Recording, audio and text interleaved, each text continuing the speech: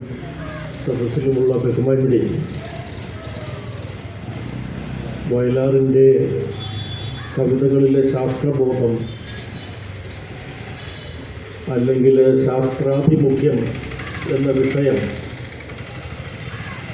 തിരഞ്ഞെടുത്തത് തീർച്ചയായും പരിഷത്ത് മുന്നോട്ട് വയ്ക്കുന്ന ശാസ്ത്ര സങ്കല്പത്തിന് അന്വർത്ഥമാക്കുന്ന ഒരു വിഷയമാണ്. ഇവിടെ സൂചിപ്പിക്കപ്പെട്ടതുപോലെ ആധുനിക കവിത്രയത്തിലെ അഗ്രഗാമിയായ കവി എന്ന് നിസ്സംശയം വിശേഷിപ്പിക്കാവുന്ന വയലാർ മലയാളത്തിൻ്റെ ചുവന്ന കവിത്രയം എന്ന് വിശേഷിപ്പിക്കുന്ന അദ്ദേഹം 43 വർഷക്കാലമേ നമ്മളോടൊപ്പം ജീവിച്ചിരുന്നുള്ളൂ എങ്കിലും ജീവിതത്തിൻ്റെ നാനാ വിഷയങ്ങളെ പരാമർശിക്കുന്ന ഒരുപാട് കൃതികൾ കൈരളിക്ക് കാഴ്ചവെച്ച കവിയാണ്. ചങ്ങമ്പുഴയുടെ കാൽപ്പനികതയുടെ പാരമ്പര്യവും സുന്ദര കോമള പദാവലികളുമെല്ലാം, അല്ലെങ്കിൽ ചങ്ങമ്പുഴയുടെ സ്വാധീനം ആദ്യകാല രചനകളിൽ ഒരുപാട് അദ്ദേഹത്തിൻ്റെ കവിതകളിൽ നമുക്ക് കാണാൻ കഴിയുമെങ്കിൽ പിന്നീട് അതിൽ നിന്നെല്ലാം കുതറി മാറി കുടഞ്ഞു മാറി തൻ്റേതായ സ്വന്തം ഒരു കാവ്യസരണിയിലൂടെ സഞ്ചരിച്ചയാളാണ്. ചങ്ങമ്പുഴയെപ്പോലെ അത്ര തീക്ഷ്ണമായ ഒരു ദൈവനിഷേധം അദ്ദേഹം തൻ്റെ കവിതകളിൽ കൊണ്ടുവന്നിട്ടില്ല. 2 തൊട്ടേകിയാൽ ചുണ്ടിൽ ചിരി വരും തെണ്ടിയല്ലോ മതം തീർത്ത ദൈവം. ഇത് ചങ്ങമ്പുഴയുടെ വരിയാണ്. ദൈവത്തെ തെണ്ടി എന്നാണ് ചങ്ങമ്പുഴ അവിടെ വിശേഷിപ്പിക്കുന്നത്. ആത്മരോഷത്തിൽ നിന്നായിരിക്കാം. 2 തൊട്ടേകിയാൽ ചുണ്ടിൽ ചിരി വരും തെണ്ടിയല്ലോ. അവിടെയും ഒരു ന്യായമുണ്ട്. നിങ്ങൾ ആരാധിക്കുന്ന ദൈവമല്ല, പക്ഷെ മതം തീർത്ത ദൈവം, മതം സൃഷ്ടിച്ച ദൈവം കാണിക്കയിട്ടാൽ കൈക്കൂലി കൊടുത്താൽ പ്രസാദിക്കുന്ന, അങ്ങനെ വിളിക്കണമെങ്കിൽ അതിനൊരു വലിയ സർഗധീരത ഒരു എഴുത്തുകാരന് വേണം. മനുഷ്യൻ ആരാധിക്കുന്ന ഒരു ദൈവസങ്കല്പത്തെ ചങ്ങമ്പുഴയെ പോലെയുള്ള ഒരാൾ അത്തരത്തിലുള്ളൊരു കവിതയിലൂടെ അവതരിപ്പിക്കുമ്പോൾ അതിനെയാണ് നമ്മൾ ഒരു എഴുത്തുകാരൻ്റെ സർഗധീരത എന്ന് പറയുന്നത്. അല്ലെങ്കിൽ വിത്തനാഥൻ്റെ ബേബിക്ക് പാലും,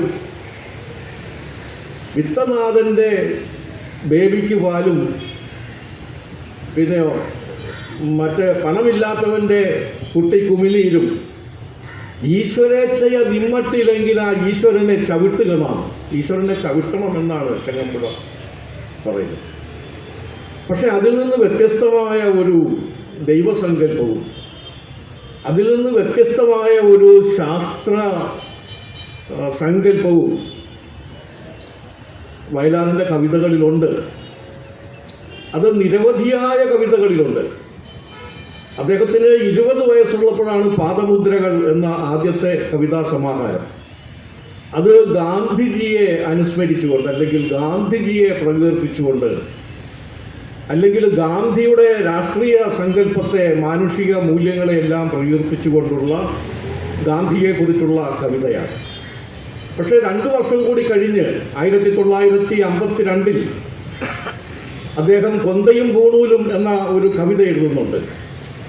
അവിടെ കൊന്തയെയും പൂണൂലിനെയും, കൊന്ത എന്ന് പറയുമ്പോൾ അത് ഒരു ക്രൈസ്തവ പൗരോഹിത്യത്തെയും പൂണൂല് ഹൈന്ദവ പൗരോഹിത്യത്തെയും, ഇതിനെ രണ്ടിനെയും നിഷേധിച്ചുകൊണ്ട് ആ പൗരോഹിത്യം കേരളത്തിൽ വരുത്തിവെച്ച വിനകളെ സംബന്ധിച്ച്, മനുഷ്യൻ്റെ പുരോഗതിക്ക് എങ്ങനെയാണ് പൗരോഹിത്യം തടസ്സമായിരുന്നത് എന്നതിനെ സംബന്ധിച്ച് വളരെ കൃത്യമായ ഒരു കവിഭാവന അതിനകത്ത് അദ്ദേഹം കൊണ്ടുവരികയാണ്. അത് അദ്ദേഹത്തിൻ്റെ ഒരു ശാസ്ത്ര സങ്കല്പം തന്നെയാണ്, ശാസ്ത്രത്തെക്കുറിച്ചിട്ടുള്ളത്. എനിക്ക് തോന്നുന്നു മലയാള കാവ്യസരണിയിൽ ശാസ്ത്രബോധവും ആ ശാസ്ത്രാഭിമുഖ്യവും, അല്ലെങ്കിൽ ആ സയൻറ്റിഫിക് ടെമ്പർ എന്ന് നമ്മൾ പറയുന്ന ആ ഒരു കാഴ്ചപ്പാട് തൻ്റെ എഴുത്തിൽ കൊണ്ടുവന്ന വയലാറിനെ പോലെയുള്ള മറ്റൊരു കവിയില്ല. അത് അദ്ദേഹത്തിൻ്റെ നിരവധിയായ കവിതകളിൽ നമുക്ക് കാണാനായിട്ട് കഴിയും. അതിനുശേഷം അദ്ദേഹം എഴുതിയിട്ടുള്ള മുളങ്കാട്, അല്ലെ അതുപോലെയുള്ള ഓരോ കവിതകളിലും എനിക്ക് മരണമില്ല. ഏറ്റവും ഉജ്ജ്വലമായ ഉദാഹരണം എനിക്ക് മരണമില്ല എന്നുള്ള വയലാറിൻ്റെ കവിതയാണ്. കുതിരപ്പുറത്ത് ഞാൻ പാഞ്ഞു പോകുമ്പോൾ കയ്യിൽ തുള്ളി തുള്ളി ചാട്ടവാറിളകുമ്പോൾ നടുങ്ങിപ്പോകുന്നില്ലേ ഈ അണ്ടകടാഹങ്ങൾ. അജയ്യനായ മനുഷ്യനാണ് വയലാർ എന്നും നമ്മുടെ മുമ്പിൽ അവതരിപ്പിച്ചിട്ടുള്ള മനുഷ്യൻ എന്ന് പറയുന്നത്. അദ്ദേഹം പറയുന്നുണ്ടല്ലോ, ഈശ്വരനല്ല, മാന്ത്രികനല്ല ഞാൻ, പച്ചമണ്ണിൻ മനുഷ്യത്വമാണ് ഞാൻ. അങ്ങനെ പച്ചമണ്ണിൻ മനുഷ്യത്വമാണ് ഞാൻ എന്ന് പറഞ്ഞുകൊണ്ട് കവിതയിലേക്ക്, സാഹിത്യത്തിലേക്ക് കടന്നു വന്ന വയലാറ് മനുഷ്യനെ അജയ്യനായ, പ്രകൃതിയെ നിയന്ത്രിക്കുന്ന, അല്ലെങ്കിൽ ഈ ഭൂഗോളത്തെ, പ്രപഞ്ചത്തെ നിയന്ത്രിക്കുന്ന, അല്ലെങ്കിൽ ചക്രവാളത്തിൻ്റെ മതിൽക്കെട്ടിൽ കയ്യും കുത്തി ഈ പ്രപഞ്ചത്തെ നിയന്ത്രിക്കുന്ന അജയ്യനായ ശാസ്ത്രത്തിൻ്റെ കഞ്ചുകമണിഞ്ഞ, ശാസ്ത്രബോധമുള്ള, പൗരബോധമുള്ള, ആത്മാഭിമാനബോധമുള്ള, എല്ലാ കഴിവുകളുമുള്ള ഒരു അജയ്യനായ മനുഷ്യനെ ആ കവിതയിൽ അനശ്വരമാക്കിയ കവിത. അതാണ് കുതിരപ്പുറത്ത് ഞാൻ പാഞ്ഞു പോകുമ്പോൾ കയ്യിൽ കുതിറി തുള്ളി തുള്ളി ചാട്ടവാറിളകുമ്പോൾ നടുങ്ങിപ്പോകുന്നില്ലേ ഈ അണ്ടകടാഹങ്ങൾ. നമ്മൾ ഇന്ന് സയൻസിൻ്റെ ഇന്നത്തെ ഒരു ഡെവലപ്മെൻറ്റ് ഇല്ലേ, സുനിത വില്യംസ് എത്ര മാസമായി ബഹിരാകാശത്ത് നിൽക്കുന്നു. 2032 ആകുമ്പോഴേക്കും ചൊവ്വയിലേക്ക് മനുഷ്യനെ അയക്കാനുള്ള നാസയുടെ ഉദ്യമം നടന്നുകൊണ്ടിരിക്കുന്നു. അലീസ കാഴ്സൺ എന്ന് പറയുന്ന ഒരു പെൺകുട്ടിയെ ചൊവ്വയിലേക്ക് അയക്കുന്നു. 650 ലക്ഷം കിലോമീറ്റർ അകലെയുള്ള ഒരു ഗ്രഹത്തിലേക്ക് ഈ ഭൂമിയിൽ നിന്ന് മനുഷ്യനെ അയക്കാൻ മാത്രം രാജ്യത്ത് ശാസ്ത്രം വളരുന്ന ഒരു കാലഘട്ടത്തിൽ ഇന്ന് വയലാർ ജീവിച്ചിരുന്നെങ്കിൽ ഇതിൻ്റെ ഒരു പരിപ്രേക്ഷ്യം മനസ്സിൽ വെച്ചുകൊണ്ട് എത്ര ഉജ്ജ്വലമായ ശാസ്ത്രത്തെ സംബന്ധിച്ചിട്ടുള്ള, ഒരുപക്ഷെ സാർവദേശീയമായി ലോകം തന്നെ ശ്രദ്ധിക്കുന്ന തരത്തിൽ ഉജ്ജ്വലമായ ശാസ്ത്ര കവിതകൾ കൈരളിക്ക് സംഭാവന ചെയ്യാൻ കഴിയുന്ന, അങ്ങനെ വളർന്നു, ശാസ്ത്രം വളർന്നു.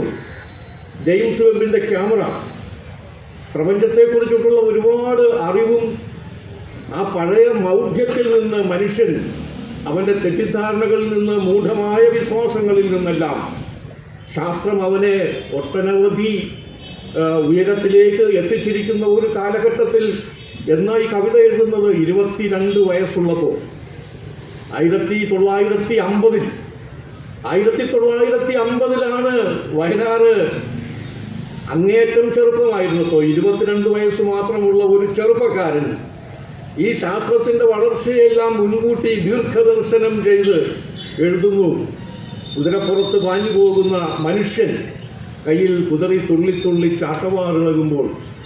അങ്ങനെയാണ് പറയുന്നത്, ഞാൻ ഈ താരകളെ കൊണ്ട് നർത്തനം ചെയ്യിക്കും, ഗോളങ്ങളെടുത്ത് അമ്മാനമാടും. അങ്ങനെയുള്ള മനുഷ്യൻ്റെ ഉജ്ജ്വലമായ ഒരു സങ്കല്പത്തിലേക്ക് ആ മനുഷ്യനെ കൊണ്ടുപോകുന്ന ആ ഒരു സങ്കല്പമുണ്ടല്ലോ, ഒരു കവിത.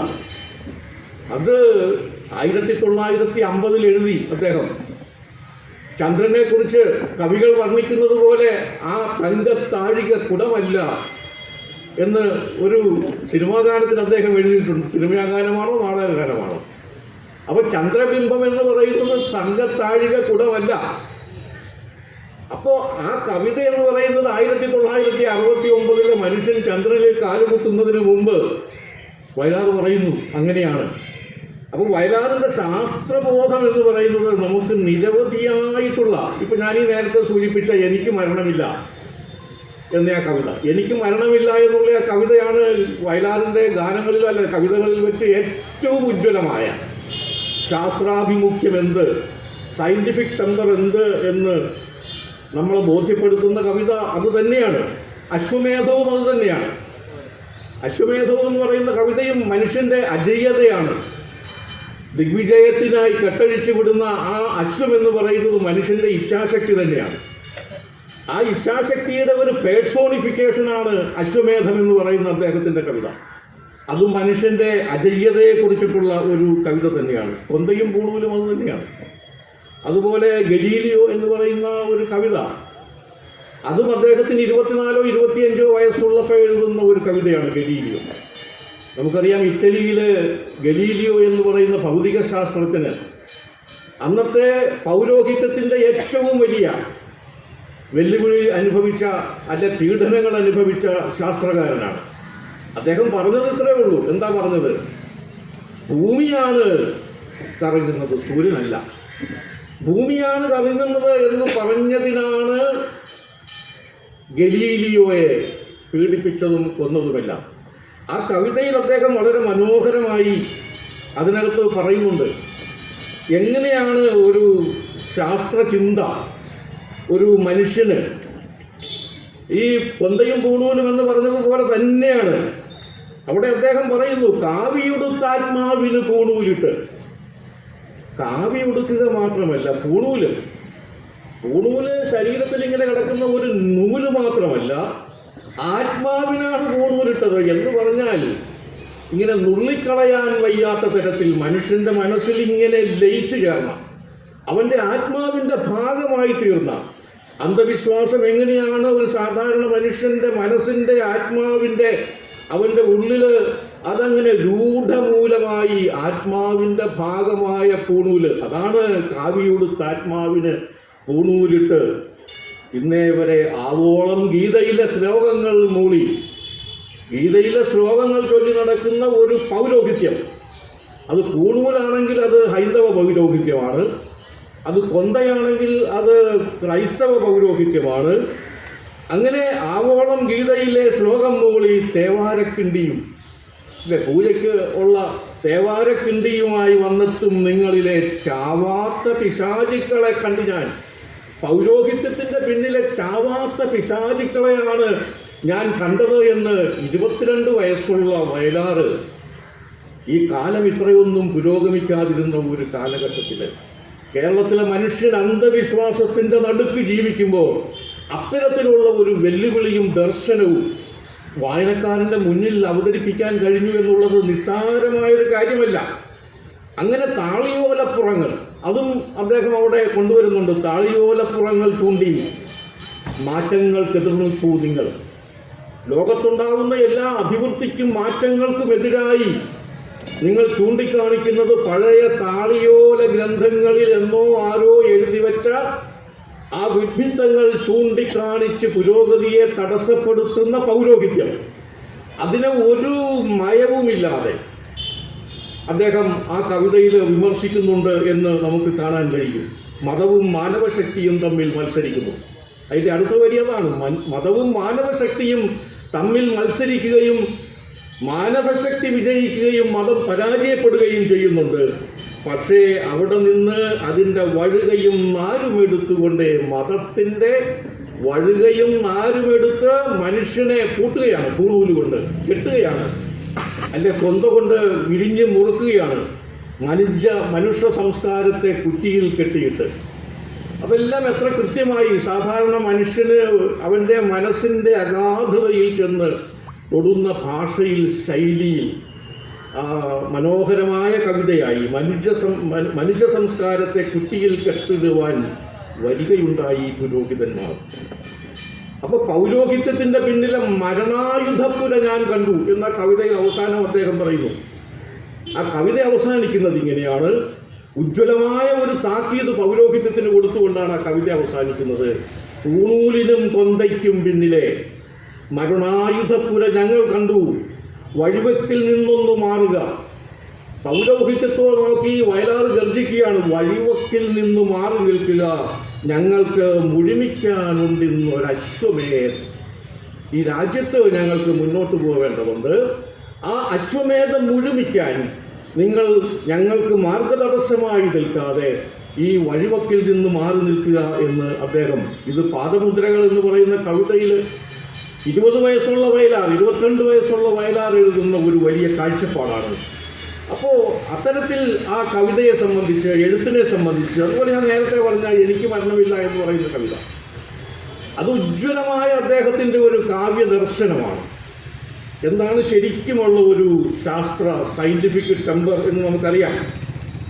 അപ്പോൾ അവിടെ കാലവാൻ അവിശ്രമം പായുമെന്നശ്വം, ആ കവിതയിലോടൊത്ത് അദ്ദേഹം പറയുന്നു, കാലമാണ് അവിശ്രമം പായുമെന്നശ്വം.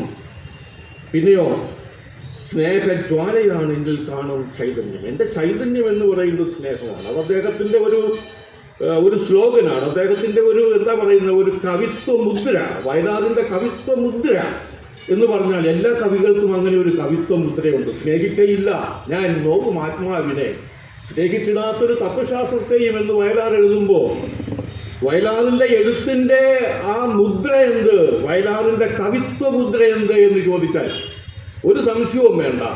കേരളത്തിലെ കാവ്യമീമാംസ പഠിച്ചിട്ടുള്ള അല്ലെ കവിതകളെക്കുറിച്ച് ഗൗരവമായി ആലോചിക്കുന്ന ചിന്തിക്കുന്ന ഒരു എഴുത്തുകാരനും അതിനകത്ത് വ്യത്യസ്തമായ ഒരു അഭിപ്രായം ഉണ്ടാകുമെന്ന് തോന്നുന്നില്ല. അത് തന്നെയാണ് മനുഷ്യനെ സ്നേഹിക്കയില്ല ഞാൻ നോവും ആത്മാവിനെ സ്നേഹിച്ചിടാത്തൊരു തത്വശാസ്ത്രത്തെയും എന്ന് അത് പ്രഖ്യാപനം മാത്രമല്ല, അദ്ദേഹത്തിൻ്റെ പ്രവൃത്തിയിലൂടെയും അത് അദ്ദേഹം കാണിച്ചിട്ടുണ്ട്. ആ കവിതയിൽ അതാ ഞാൻ പറഞ്ഞത്, ഈ സയൻസ് എങ്ങനെ വളരുന്നു എന്നുള്ളത്, ശാസ്ത്രം ആണല്ലോ നമ്മുടെ വിഷയം, കവിതയിലെ ശാസ്ത്രമാണല്ലോ. എങ്ങനെയാണ് സയൻസ് വളരുന്നത് എന്ന് അവിടെ അദ്ദേഹം ശരിക്കും പറയുന്നുണ്ട്. ജീവന്റെ ഉൽപ്പത്തിയെപ്പറ്റി അദ്ദേഹം പറയുന്നു. എങ്ങനെയാണ് ജീവന്റെ ഉൽപ്പത്തി? അവിടെ ഒരു സുപ്രഭാതത്തിൽ ദൈവം ഉണ്ടാവട്ടെ എന്ന് പറഞ്ഞപ്പോൾ ഉണ്ടായതല്ല, അല്ലെ സൃഷ്ടിച്ചപ്പോൾ ദൈവം ഇങ്ങനെ സൃഷ്ടികർത്താവായി നിന്ന് മനുഷ്യനെ സൃഷ്ടിച്ചു എന്നുള്ളതല്ല. പിന്നെയോ ജീവന്റെ ഉൽപ്പത്തി, പ്രപഞ്ചം മുഴുവൻ പണ്ടൊരു കാലം ജലത്തിലാണ് ജീവൻ. അതാണ് അദ്ദേഹം അവിടെ പറയുന്നത്. പ്രളയാബ്ദിയിൽ മുങ്ങിത്താണിരുന്നപ്പോൾ, ലോകം പ്രളയാബ്ദിയിൽ മുങ്ങിത്താണിരുന്നപ്പോൾ വന്നു ഞാൻ അമീബയായി. നോക്കൂ, മനുഷ്യന്റെ ഉൽപ്പത്തി ചരിത്രം മുതൽ അവൻ ഇന്ന് വളർന്നു നിൽക്കുന്ന ശാസ്ത്രത്തിന്റെ ഉത്തുംഗ ശൃംഗം വരെ ഉള്ള അവന്റെ വളർച്ചയുടെ ഒരു ചിത്രം ഈ എനിക്ക് മരണമില്ല എന്നുള്ള കവിതയിൽ വയലാറിന്റെ ഏറ്റവും ഉജ്ജ്വലമായ ആ സയന്റിഫിക് ടെമ്പർ നമുക്ക് കാണാൻ കഴിയുന്ന കവിത അത് തന്നെയാണ്. പ്രളയാബ്ദിയിൽ മുങ്ങിത്താണിരുന്നപ്പോൾ വന്നു ഞാൻ അമീബയായി. ജീവന്റെ ഒന്നാമത്തെ സ്പന്ദനം, പ്രപഞ്ചത്തിലെ ജീവന്റെ ഒന്നാമത്തെ സ്പന്ദനം അത് ജഡത്തിലാണ്. അമീബയായി ഞാൻ വന്നു അങ്ങനെ പറയുന്നു. പിന്നെ അവതാര കഥയുടെ യുക്തിരാഹിത്യം അദ്ദേഹം പറയുന്നുണ്ട് അതേ കവിതയിൽ. സാമാന്യം നീണ്ട ആ കവിതയിൽ നമ്മുടെ പുരാണത്തിൻ്റെ അവതാര കഥയുടെ യുക്തിരാഹിത്യം എന്താണ് എന്ന് അദ്ദേഹം പറയുന്നുണ്ട്. മത്സ്യകൂർമ്മ വരാഹ നരസിംഹ എന്ന ആ ഒരു സങ്കല്പത്തിൽ അദ്ദേഹം പറയുന്നു, മീനുമാമയുമായി പന്നിയായി നൃസിംഹമായി ഞാൻ അവതാരം ചെയ്ത കഥകൾ കേട്ടിരിക്കുമല്ലോ. ചിലരെന്നെ ഈശ്വരൻ എന്ന് വിളിച്ചു, ഈശ്വരൻ പോലും എനിക്ക് ചിരിയാണ് വന്നത്. അപ്പോൾ അങ്ങനെ അവതാര കഥകളെ അദ്ദേഹം നിഷേധിക്കുന്നുണ്ട്. മനുഷ്യൻ്റെ ജീവിതത്തിൻ്റെ ഓരോ ഘട്ടത്തെക്കുറിച്ചും പുരോഗതിയുടെ ഓരോ ഘട്ടത്തെക്കുറിച്ചും പറയുന്നുണ്ട്. കാൽവരിക്കുന്നിൽ യേശുവിനെ എങ്ങനെയാണ് അവതരിപ്പിക്കുന്നത്? മെക്കയിൽ മുഹമ്മദ് നബി. സംസ്കാരത്തിൻ കാഹളമുയർന്നിടങ്ങളിലെല്ലാം ഞാനുണ്ടായിരുന്നു. മനുഷ്യൻ, അതാണ് അജയ്യനായ മനുഷ്യൻ. അജയ്യനായ മനുഷ്യനെയാണ് അദ്ദേഹം സ്ഥാപിക്കുന്നത്. എവിടെയെല്ലാം സംസ്കാരത്തിൻ്റെ കാഹളം, അത് ക്രിസ്തുവായിട്ടോ ബുദ്ധനായിട്ടോ ജൈനനായിട്ടോ ഈ സാമൂഹിക പരിഷ്കർത്താക്കളായി ലോകത്തുണ്ടായിട്ടുള്ള എല്ലാ ആളുകളും എന്നിലൂടെ സംസാരിച്ചു, മനുഷ്യനിലൂടെ സംസാരിച്ചു. ഷേക്സ്പിയറിൽ, ആ കവിതയുടെ അടുത്ത ലൈനിൽ അദ്ദേഹം പറയുന്നു, ഷേക്സ്പിയറിൽ, ഡാർവിനിൽ, കാറൽ മാക്സിൽ, വ്യാസനിൽ, പലരിലുകൂടി ഞാൻ സംസാരിച്ചു എന്നാണ് വയലാർ ആ കവിതയിൽ പറയുന്നത്. സാമൂഹ്യ മനുഷ്യൻ, അതാണ് സാമൂഹ്യ മനുഷ്യൻ. ഏഷ്യയിൽ, ആഫ്രിക്കയിൽ, യൂറോപ്പിൽ എല്ലായിടത്തും ഞാൻ. ഇന്ന രാജ്യത്തെ ആളിന് മേന്മയുണ്ട്, വംശശുദ്ധി, പാരമ്പര്യ ശുദ്ധി, രാജ്യത്തിൻ്റെ അതൊന്നുമല്ല. ഏത് ലോകത്ത്, ഏത് ഭൂഖണ്ഡത്തിൽ, ആഫ്രിക്കയിലാവട്ടെ, അന്റാർട്ടിക്കയിലാവട്ടെ, ഏത് ലോകത്താകട്ടെ, അവിടെയെല്ലാമുള്ള മനുഷ്യൻ ഞാൻ തന്നെയാണ്. എല്ലായിടത്തും ഞാൻ സയൻസിൻ്റെ കഞ്ചുകമണിഞ്ഞുകൊണ്ട് ഈ യുഗങ്ങളിലൂടെ വളർന്ന മനുഷ്യനെ കുറിച്ചിട്ടുള്ള ഉജ്ജ്വലമായ ചിത്രം അതാണ്. ഞാൻ മിഴി അടക്കുമ്പോൾ രാവ്, ഞാൻ മിഴി തുറക്കുമ്പോൾ പകൽ. നോക്കൂ, ആ പ്രപഞ്ചത്തിനും അപ്പുറം നിൽക്കുന്ന ഒരു മനുഷ്യന്റെ ചിത്രം. ചക്രവാളത്തിൻ മതിൽക്കെട്ടിൽ കയ്യും കുത്തി നിൽക്കും ഞാൻ പ്രപഞ്ചത്തിൻ ഭ്രമണം നിയന്ത്രിക്കാൻ. ഗോളങ്ങളെടുത്ത് ഞാൻ പന്തടിക്കുമ്പോൾ താരകങ്ങളെ കത്തിച്ചും കെടുത്തിയും രസിക്കുമ്പോൾ. അദ്ദേഹം പറയുന്നുണ്ടല്ലോ, പിന്നെ നിങ്ങൾ നുള്ളിയെടുത്ത വെറ്റിലയും പിന്നെ വാനത്തിൻ്റെ ചെങ്കൽ ചൂളയിൽ എടുത്ത ചുണ്ണാമ്പും ചൊവ്വയിൽ വിളഞ്ഞ പാക്കും എല്ലാം കൂട്ടിമുറുക്കി, താമ്പൂലം കൂട്ടിമുറുക്കി ഞാൻ ചക്രവാളത്തിലേക്ക് നീട്ടിത്തുട്ടും. അങ്ങനെയുള്ള അജയ്യനായ ഒരു മനുഷ്യൻ്റെ ചിത്രം അദ്ദേഹത്തിൻ്റെ ഈ കവിതയിൽ നമുക്ക് കാണാനായിട്ട് കഴിയും. അതുപോലെ സിസ്റ്റർ ജസീൻ്റെ കുറിച്ച് എന്നെ പുണ്യവാളത്തിയാക്കരുത് എന്ന് പറഞ്ഞൊരു കവിതയുണ്ട്. അവിടെയും ശാസ്ത്രത്തിൻ്റെ ഏറ്റവും വലിയ ഉജ്ജ്വലമായ ഒരു ഇത് നമുക്ക് കാണാൻ കഴിയും. അതുപോലെ ഗലീലിയെക്കുറിച്ച് ഞാൻ പറഞ്ഞല്ലോ, തിരിയുന്നു ഭൂതലം, അതാ ഗലീലിയോ പറഞ്ഞത്, തിരിയുന്നു ഭൂതലം നിശ്ചലം നിന്നെരിയുന്നു സൂര്യൻ്റെ ചുറ്റുമായി.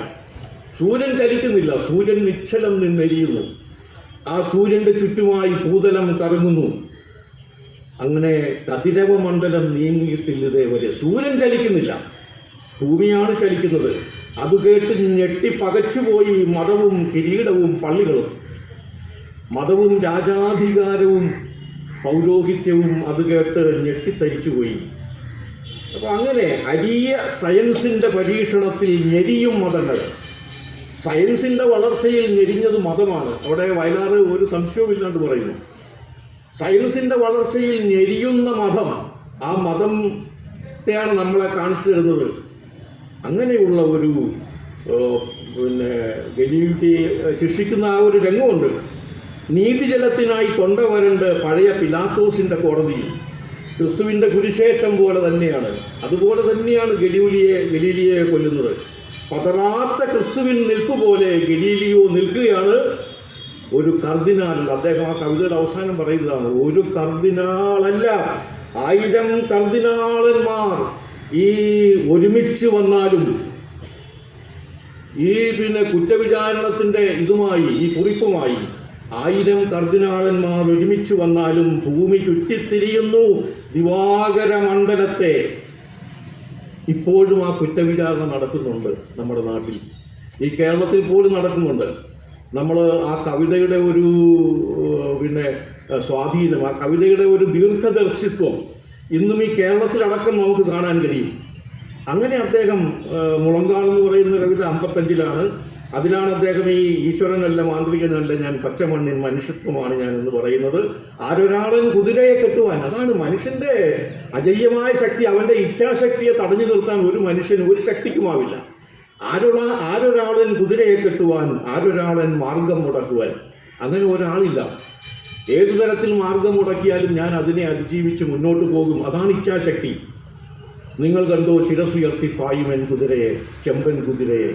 അതിൻ്റെ ആ ഉത്സാഹവും ആവേശവും അതെല്ലാം മനുഷ്യന് വലിയ ഒരു പ്രതീക്ഷ നൽകുന്ന ഒരു വലിയ സങ്കല്പമാണ്. കവിതയിൽ അത്തരം സങ്കല്പം കൊണ്ടുവന്നതാണ്. അതുപോലെ അദ്ദേഹത്തിൻ്റെ ശാസ്ത്രബോധത്തെ ഉദ്ഘോഷിക്കുന്ന ഒരുപാട് കവിതയുണ്ട്. ഒരു യൂദാസ് ജനിക്കുന്നു, കുചേരൻ കുഞ്ഞൻ നായരുടെ രാജനതിനെ കുറിച്ച് പറഞ്ഞു.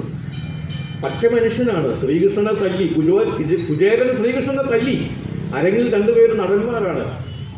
കളിച്ചാൽ കാശ് കൊടുക്കില്ല, കഥകളിക്ക് പോയാൽ കാശ് കൊടുക്കില്ല. പിന്നെ എന്ത് ചെയ്യാൻ പറ്റും? അരങ്ങിൽ വെച്ച് തന്നെ കുചേരൻ കൃഷ്ണനെ തല്ലി.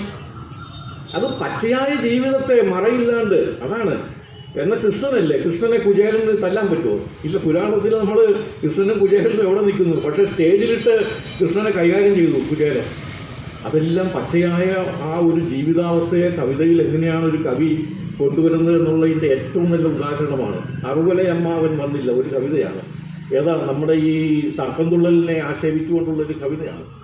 അറുവലയമ്മാവൻ വന്നില്ല. എന്താ? സർപ്പം പാട്ടിന് തറവാട് പോയാലും, സർപ്പം തുള്ളൽ നടത്താൻ വേണ്ടി തറവാട് വിറ്റുപോയാലും സർപ്പത്താന്മാർ രക്ഷിക്കും. ഇതാണ് സങ്കല്പം. എത്ര കാശ് മുടക്കിയും അല്ലെങ്കിൽ വീടും പറമ്പും പണയപ്പെടുത്തിയിട്ടാണെങ്കിലും സർപ്പം തുള്ളൽ നടത്തണം. അങ്ങനെ സർപ്പം തുള്ളൽ നടത്തി സർപ്പം പാട്ടിന് തറവാട് പോയാലും സർപ്പത്താന്മാർ തന്നോളും. പക്ഷേ തറവാട് ലോനപ്പൻ ജപ്തി ചെയ്തു, അറുവലയമ്മാവൻ വന്നില്ല. അപ്പോൾ ഈ 1955 കാലഘട്ടത്തിലെ സർപ്പം പാട്ടും അതിൻ്റെ സങ്കല്പവും വിശ്വാസവും അതിനെ എത്ര നിശ്ചിതമായി വലിച്ചു കീറുന്നു വയലാർ ഈ കവിതയിലൂടെ. അതുപോലെ അദ്ദേഹത്തിൻ്റെ നാഗസാക്കിയിലെ കുരിശ്, പശയുള്ള വരമ്പ് മനുഷ്യനിലേക്ക്, ഈ വൈക്കങ്കായലിൽ ഓളം തല്ലുമ്പോൾ ഓർക്കും ഞാൻ എൻ്റെ ബാലനെ, അതൊരു നാടകഗാനം പോലെ അതൊരു കവിതയാണ്. അദ്ദേഹത്തിൻ്റെ സമാഹൃതമല്ലാത്ത കവിത, ചില പുസ്തകത്തിൽ ഉൾപ്പെടുത്താത്തൊരു കവിതയാണ് വൈക്കങ്കായലിൽ ഓളം തല്ലുമ്പോൾ. അതിനകത്തൊരു 4 വരിയുണ്ട്. ആ 4 വരി ഇതാണ്: ഒരു പരിവർത്തനയാമത്തിൽ പദമൂന്നി. മനുഷ്യൻ്റെ പുരോഗതിയുടെ കാലത്തിൻ്റെ മുന്നോട്ടുള്ള പ്രയാണത്തിൻ്റെ ഒരു പരിവർത്തനയാമത്തിൽ പദമൂന്നി പരിസ്ഥിതികളോടേറ്റുമുട്ടി. അങ്ങനെയാണ് മനുഷ്യൻ വളർന്നത്. പരിസ്ഥിതികളോടേറ്റുമുട്ടി നിവരുമീ ലോകത്തിൻ കരളിൻ്റെ ചുണ്ടിൽ നിവരുന്ന ഗാനമാണ് എൻ്റെ ഗാനം. അങ്ങനെ ഓരോ പരിതസ്ഥിതിയെ അതിജീവിച്ച് നിവർന്നു നിൽക്കുന്ന, നട്ടെല്ല് നിവർന്നു നിൽക്കുന്ന മനുഷ്യൻ്റെ ഗാനമാണ് എൻ്റെ ഗാനം, എൻ്റെ കവിത എന്ന് അദ്ദേഹം പറയുന്നു. സന്യാസിനി എന്ന് പറയുന്ന വേറൊരു കവിതയിൽ ഭയപ്പെടുന്നു ഞാൻ ഈ കാവി പുതപ്പുകാരെ കാണുമ്പോൾ. കാവി കൊടുത്ത ആളുകളെ കാണുമ്പോൾ എനിക്ക് ഭയമാണ്. ഭയപ്പെടുന്നു ഞാൻ ഈ കാവി പുതപ്പുകാരെ കാണുമ്പോൾ. ഭഗവാന്റെ പേരിൽ കാവി ഉടുക്കുന്ന പരാന്ന ഭോജികൾ നിങ്ങൾ. ഇങ്ങനെയൊക്കെ എഴുതണമെങ്കിൽ, അന്നത്തെ കാലത്ത് എഴുതണമെങ്കിൽ, അതുപോലെ നല്ല ഹൈമവത ഭൂവിൽ എന്നൊരു കവിതയുണ്ട്. അദ്ദേഹത്തിൻ്റെ സർഗസംഗീതം 1961 സാഹിത്യ അക്കാദമി അവാർഡ് ലഭിക്കുന്ന കവിത. 26 വയസ്സേ ഉള്ളൂ. സാഹിത്യ അക്കാദമി അവാർഡ് MD-ക്ക് 26ാമത്തെ വയസ്സിൽ സാഹിത്യ അക്കാദമി അവാർഡ് ലഭിച്ചതുപോലെ ഈ വയലാറിനും കിട്ടി സാഹിത്യ അക്കാദമി അവാർഡ് വളരെ ചെറുപ്പത്തിൽ. അവിടെ ഹിമവാന്റെ ഹിമവാന്റെ മുകൾ തട്ടിൽ ചവിട്ടി നിൽക്കുന്ന ഒരു മനുഷ്യനുണ്ട്. ആ മനുഷ്യനെ കുറിച്ചാണ്, ഹിമവാനെ കീഴടക്കിയ മനുഷ്യൻ. ഇത്രയും ഉയരത്തിൽ മനുഷ്യൻ, ആ പർവ്വതാരോഹകനായ മനുഷ്യൻ ഹിമവാന്റെ മുകളിൽ ചവിട്ടി നിൽക്കുകയാണ്. അപ്പോൾ ദൈവം പശ്ചാത്തപിച്ചു എന്ന് കവി പറയുന്നു. ഇങ്ങനെ പർദൈസയിൽ നിന്ന് ഇറക്കി വിട്ടവനാണല്ലോ മനുഷ്യൻ. സ്വർഗത്തിൽ നിന്ന് ദൈവം ഇറക്കി വിട്ടയാളാണല്ലോ മനുഷ്യൻ. അവിടെ കവി പറയുകയാണ്, ദൈവം പശ്ചാത്തപിച്ചു. പർദീസയിൽ നിന്ന് തച്ചിറക്കേണ്ടായിരുന്നു മനുഷ്യനെ. അവനെങ്ങനെ ഇറക്കി വിടണ്ടായിരുന്നു. അവനിതെല്ലാം കീഴ്പ്പെടുത്തും. ഭൂമിയും ആകാശവും സ്വർഗവും എല്ലാം കീഴ്പ്പെടുത്തുന്ന ഇച്ഛാശക്തിയുള്ളവനാണ് മനുഷ്യൻ. അപ്പം അങ്ങനെ കവിതകളിൽ ഒരുപാടുണ്ട്. ഞാൻ അതിൻ്റെ വിശദാംശങ്ങളിലേക്കൊന്നും പോകുന്നില്ല. സിനിമാ ഗാനങ്ങൾ ഇവിടെ പറഞ്ഞു, ഒരുപാട് സിനിമാ ഗാനങ്ങളുണ്ട്. കണ്ണു തുറക്കാത്ത ദൈവങ്ങളെ ഒരിക്കലും വണങ്ങില്ല, ഒരിക്കലും കുമ്പിട്ടില്ല അദ്ദേഹം. കണ്ണു തുറക്കാത്ത ദൈവങ്ങളെ, കളിമൺ പ്രതിമകളെ എന്ന് അങ്ങനെ വിളിക്കണമെങ്കിൽ ഒരുപക്ഷെ ചങ്ങമ്പുഴ വിളിച്ചതിനേക്കാളും കൂടുതൽ രൂക്ഷമായ ഭാഷയിൽ അദ്ദേഹം ഈ ദൈവങ്ങളെ അവിടെ അഭിസംബോധന ചെയ്യുകയാണ്. ഏറ്റവും ഉജ്ജ്വലമായ വാഴ്വയമായതിലെ ഒരു പാട്ടുണ്ടല്ലോ, ചലനം ചലനം ചലനം. ഈ പ്രപഞ്ചത്തിൻ്റെ ഏറ്റവും വലിയ രഹസ്യം അതല്ലേ? ഈ പ്രപഞ്ച രഹസ്യം എന്താണ്? ഫിസിക്സ്. ആധുനിക ഫിസിക്സ് എന്ത് എന്ന് നമ്മുടെ കുട്ടികളെ ബോധ്യപ്പെടുത്താൻ ഇതിനേക്കാൾ മനോഹരമായ ഒരു സിനിമാ ഗാനമില്ല. ചലനം ചലനം ചലനം, മാനവ ജീവിത പരിണാമത്തിൻ മയൂര സന്ദേശം. അത് തന്നെയാണ് ചലനം. എവിടെയും ചലനം. ആ ചലനമാണ് ഈ പ്രപഞ്ചം എന്ന് എത്ര നിസ്സാരമായി, എത്ര ലളിതമായി, ഏത് സാധാരണക്കാരനും ബോധ്യമാകുന്ന തരത്തിൽ ആ കവിതയിൽ, ആ പാട്ടിനകത്ത് അദ്ദേഹം കൊണ്ടുവരികയാണ്. അപ്പോൾ വാഴ്വേ മായം അല്ല, അതാ കവി അവിടെ സ്ഥാപിക്കുന്നത്. വള്ളുവർ പാടി, അതുപോലെ തന്നെ വാൽമീകി പാടി വാഴ്വേ മായം. വാഴ്വേ മായമല്ല, വാഴ്വേ സത്യം.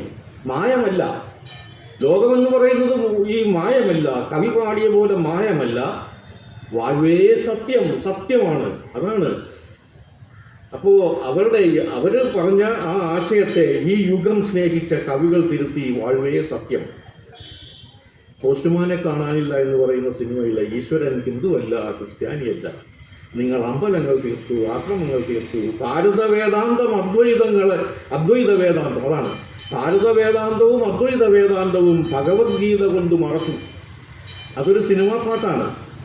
ലൈൻ ബസ് എന്ന് പറയുന്ന സിനിമയിൽ അദ്വൈതം ജനിച്ച നാട്ടിൽ, ആദിശങ്കരൻ ജനിച്ച നാട്ടിൽ 1000 ജാതികൾ, 1000 മതങ്ങൾ, 1000 ദൈവങ്ങൾ. ഇതെല്ലാം ശാസ്ത്രബോധത്തെ ഉയർത്തിപ്പിടിക്കുന്നതാണ്. വിശ്വാസത്തിനപ്പുറമുള്ള ഒരു ശാസ്ത്രബോധത്തെ ഉയർത്തിപ്പിടിക്കുന്ന ഏറ്റവും ലളിതമായ സിനിമാ ഗാനങ്ങൾ. ആയിരക്കണക്കിന് ആളുകൾ തിയേറ്ററിൽ പോയി കണ്ട സിനിമയിലെ ആ ഗാനങ്ങൾ എത്ര ലളിതമായി, ഒരു പാണ്ഡിത്യ പ്രകടനവും പ്രസംഗവും ഒന്നുമില്ല, വളരെ ലളിതമായി ഇത് മനുഷ്യൻ്റെ മനസ്സിലേക്ക് സന്നിവേശിപ്പിക്കാൻ അദ്ദേഹത്തിന് കഴിഞ്ഞു എന്നുള്ളതാണ് ഒരു എഴുത്തുകാരൻ്റെ. ചന്ദ്രനെ കുറിച്ചിട്ടുള്ളത് ഞാൻ നേരത്തെ പറഞ്ഞല്ലോ, തങ്കത്താഴിക കുടമല്ല, താരാപഥത്തിലെ രഥമല്ല, ചന്ദ്രബിംബം. ചന്ദ്രബിംബം എന്ന് പറയുന്നത് കവികൾ പാടിയ സ്വർണ്ണമയൂരമല്ല. 69-ലാണ് ഇതങ്ങനെ അല്ല എന്ന് മനുഷ്യൻ ശാസ്ത്രം തെളിച്ചത്. ചന്ദ്രനിൽ കാലുകുത്തി. അതിനു മുമ്പേ വയലാർ എഴുതി, അത് എന്തല്ല, സ്വർണ്ണമയൂരമല്ല. ചന്ദ്രബിംബം കവികൾ പാടിയ ആ തങ്കത്താഴിക കുടമല്ല. അതൊക്കെ ഇങ്ങനെ ദീർഘദർശിത്വം ചെയ്യാനുള്ള ഒരു ഓടയിൽ നിന്ന് എന്ന് പറയുന്നൊരു പഴയ സിനിമ. അതിനകത്ത് അദ്ദേഹത്തിൻ്റെ ഒരു പാട്ടുണ്ട്, മാനത്തു ദൈവമില്ല, മണ്ണിലും ദൈവമില്ല, മനസ്സിനുള്ളിലാണ് ദൈവം, മനസ്സിലെ ദൈവം മനുഷ്യന് നൽകിയ മണിവിളക്കാണ് സ്നേഹം. അങ്ങനെ എത്രയെത്ര സങ്കല്പങ്ങളാണ്. കൂട്ടുകുടുംബം എന്ന് പറയുന്ന സിനിമയിൽ പരശുരാമൻ മഴുവെറിഞ്ഞ് നേടിയതല്ല, തിരകൾ വന്ന് തിരുമുൾ കാഴ്ച നൽകിയതല്ല. പരശുരാമൻ മഴുവെറിഞ്ഞ് നേടിയതല്ല കേരളം. അതുപോലെ ഈ കടൽ തിരകൾ വന്ന് തിരുമുൽ കാഴ്ച നൽകിയതുമല്ല ഈ മണ്ണ്, ഈ ഭൂമി എന്ന് അദ്ദേഹം പറയുന്നു. അപ്പോൾ അങ്ങനെ അദ്ദേഹത്തിൻ്റെ ഒരു പ്രതീക്ഷ. അദ്ദേഹം പറയുന്നു, എനിക്ക് വേറെ ഒന്നും വേണ്ട. പിന്നെയോ, എനിക്കൊന്നും വേണ്ട, എനിക്ക് വേണ്ടത് ഒരു മെഴുകുതിരി കാലു മാത്രം. ഇത് കാവ്യമേള എന്ന് പറയുന്ന ഒരു സിനിമയിൽ എനിക്ക് വേണ്ടത് വേറൊന്നുമല്ല, ഒരു മെഴുകുതിരി കാലു തരൂ, വെളിച്ചം തരൂ. ഇതാണ് അദ്ദേഹം എന്നും ചോദിച്ചത്. ഒരു മെഴുകുതിരി കാലു തരൂ, വെളിച്ചം തരൂ. ആ വെളിച്ചം മലയാളിയുടെ മനസ്സിൽ അത് കൊളുത്തി വെച്ചിട്ട് അണഞ്ഞുപോയ അദ്ദേഹത്തെ മലയാളി ഒരിക്കലും മറക്കില്ല. അതുകൊണ്ട് മലയാളികളുടെ മനസ്സിൽ അദ്ദേഹത്തിന് പ്രതിഷ്ഠാപിതമായ സ്ഥാനമുണ്ട്. മലയാള സാഹിത്യത്തിൻ്റെ തറവാടിൻ്റെ തിരുമുറ്റത്ത് അദ്ദേഹത്തിനൊരു പ്രതിഷ്ഠാപിതമായ സ്ഥാനമുണ്ട്. 75 ഒക്ടോബർ 27 മരിച്ചുപോയി എങ്കിലും 43 വയസ്സുവരെ ജീവിച്ചിരുന്നുള്ളൂ എങ്കിലും മലയാളിക്ക് മറക്കാനാവാത്ത ഒരുപാട് കാവ്യസങ്കല്പങ്ങളും ശാസ്ത്രബോധവും യുക്തിചിന്തയും ചരിത്രബോധവുമെല്ലാം കവിതകളിലൂടെ പാട്ടുകളിലൂടെ പകർന്നു കൊടുത്ത മനുഷ്യനാണ്. 77 മുതൽ വയലാർ അവാർഡ് കൊടുക്കുന്നുണ്ട്. ഏതൊരു എഴുത്തുകാരനും അവൻ്റെ ജീവിതത്തിൻ്റെ സർഗജീവിതത്തിലെ ഏറ്റവും കൂടുതൽ ആഗ്രഹിക്കുന്ന ഒരു അവാർഡ് വയലാർ അവാർഡാണ്. 77 മുതൽ അദ്ദേഹത്തിൻ്റെ ചിരസ്മരണ സ്ഥായിയായി നിലനിർത്തുന്ന വയലാർ അവാർഡും ഈ കേരളത്തിലുണ്ട്. ഏറ്റവും വലിയൊരു സാഹിത്യ പുരസ്കാരമായി നിൽക്കുന്നു. അങ്ങനെ നമ്മുടെ സാഹിത്യ നഭോമണ്ഡലത്തിലെ ഏറ്റവും ഉജ്ജ്വലമായ ഒരു നക്ഷത്രമായി വയലാർ എന്നെന്നും നിലനിൽക്കും എന്ന കാര്യത്തിൽ ഒരു സംശയവുമില്ല എന്ന് മാത്രം പറഞ്ഞുകൊണ്ട് ഞാൻ ഈ എളിയ പ്രഭാഷണം അവസാനിപ്പിക്കുന്നു. അഭിവാദം.